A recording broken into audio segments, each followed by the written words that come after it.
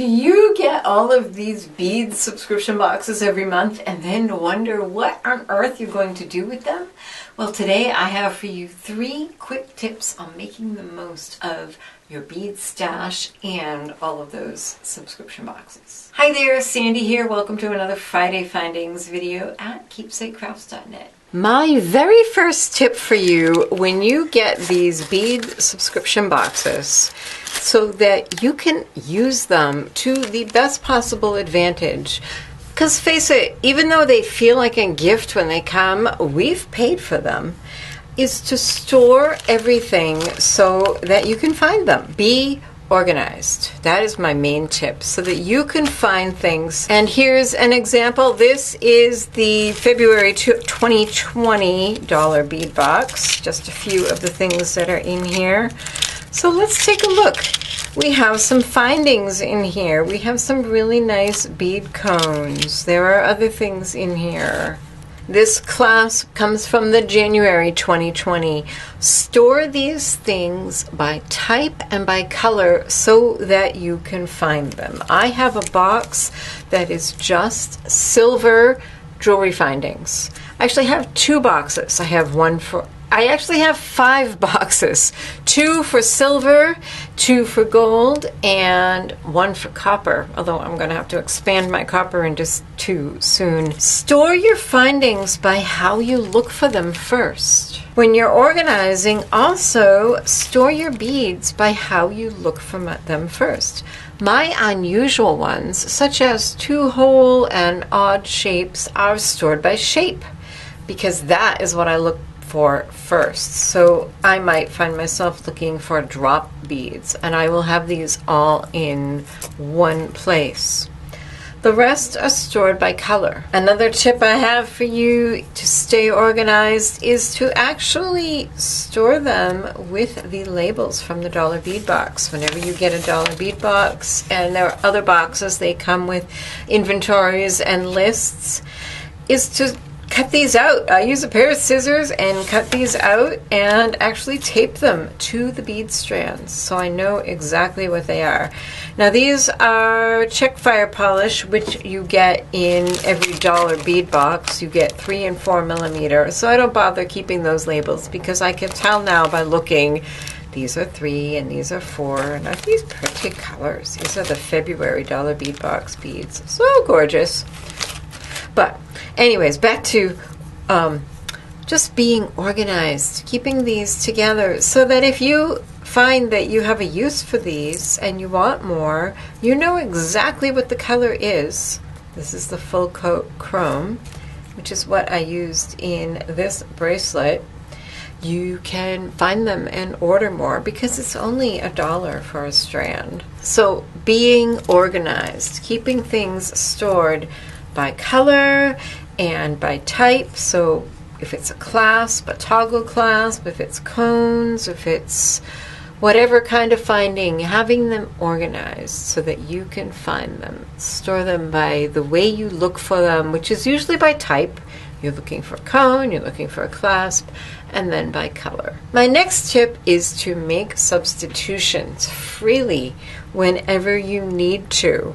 It's not, it won't always work in every design. But for example, these 4 by 8 millimeter pewter rondelles substituted at the end of this superduo bauble bracelet. Something else was called for, but at this point it didn't really matter what was called for. You just needed some kind of bead to terminate the design, and these worked perfectly with my color and with the size and the shape. So don't feel like you have to use exactly what's called for in the pattern, as long as you're aware that at this point it's not going to make a difference.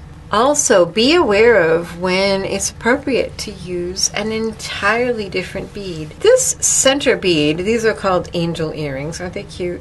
This center bead in the pattern that was called for was a 5 millimeter round. Now that, you may be aware, is kind of an unusual size and shape.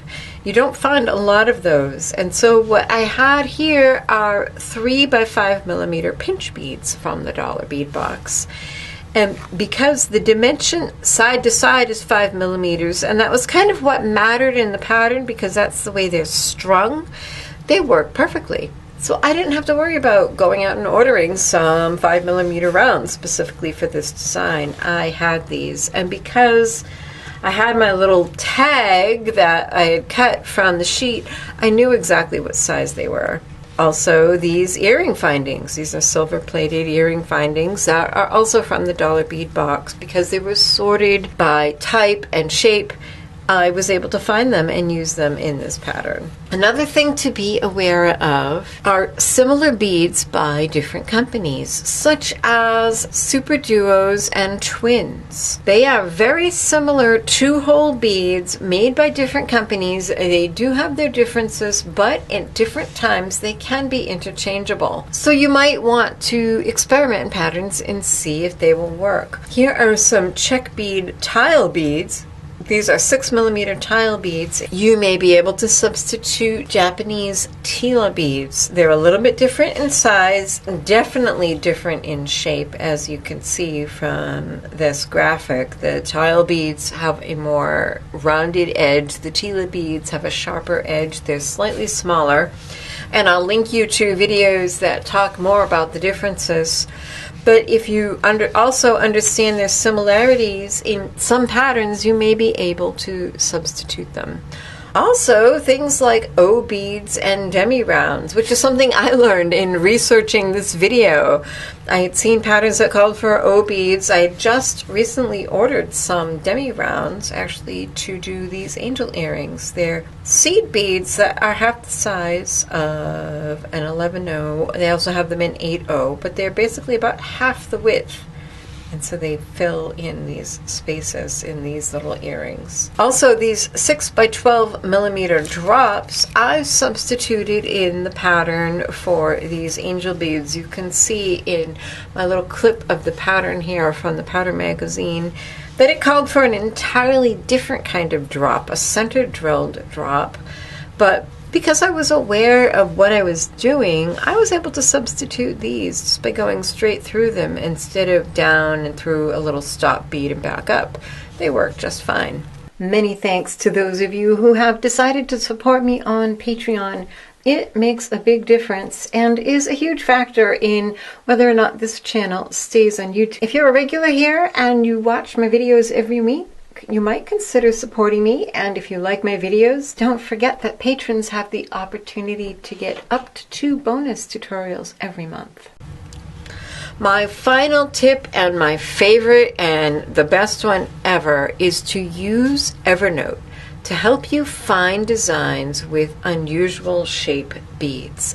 So if you end up in one of your bead boxes getting something like these are 2-hole lentil beads, these little blue ones on the little wings here of my angel earrings, and I think they're utterly adorable. But when I got this strand of beads, I looked at them and said, what the heck am I going to do with those? My best top tip for you is to use Evernote to scan in all of your beading patterns. And if you're not aware of how that works or how to do that, I've done a whole video on that. I will link to it in the description below and in the tags up above. But every word that is scanned in becomes searchable. So you can search for patterns that call for specific beads. So here I am in my beading patterns notebook, although you could certainly search all of the notebooks you have. And I'm just going to search lentil and see if I spell it right. That'd be good. Suddenly I have all of the patterns from all of my magazines that call for lentil beads. And I love it. Every time I speak this in, it says beans or beets instead of beads. Let's fix that. Right. There we go. But I adore Evernote. I input everything from magazines and patterns that I've looked at. Here are the angel earrings that I just showed you. This is actually a necklace. Let's try super duo, because I love playing with super duos. There's something about just the way they all snap together that makes me super happy. You can see it will highlight where it found it in the search. So in this case, it found superduo in the list of materials. Take a look at the links in the little eye to see more helpful information on using the beads that you have to make beautiful creative projects.